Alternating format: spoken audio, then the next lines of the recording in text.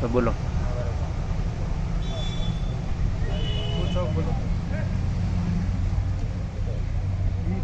मोदी जी जब 2014 में जब देश में सब जगह सभाएं संबोधित कर रहे थे और देश को गुमराह कर रहे थे, उस समय कहा था, और ये बाबा रामदेव ने, इनके जो भी टीम थी पूरी ने ये कहा था, स्मृति ईरानी जी ने, कि भाई देश में पेट्रोल डीजल बहुत महंगा हो रहा है। जिस समय मनमोहन सिंह जी की सरकार थी उस समय विदेशों से आयात करते थे, जिस समय डॉलर की रेट भी बहुत ज़्यादा थी, डीजल बहुत महंगा मिलता था, फिर भी देश में मनमोहन सिंह जी की सरकार सब्सिडी देके सस्ता डीजल देश को दे रहे थे।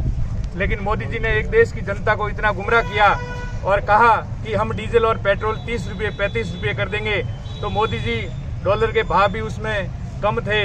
मोदी जी आज देश में क्या हालात बन रहे हैं, देश में महंगाई कितनी बढ़ रही है, उसको देख के पूरा देश आपसे विचलित है और पूरे जनता को भी अफसोस है कि हमने कैसा ऐसा निकम्मा राज दिया। तो आप लोगों को सोचना चाहिए कि आपकी कथनी और करनी में आज फर्क क्यों है। कम से कम ये बात तो जनता के सामने पेश करनी चाहिए। आपके पुराने जो वादे थे, पुरानी जो भाषाएं थी, उस भाषा को आप वापस जनता के सामने लेके आप कैसे जाओगे।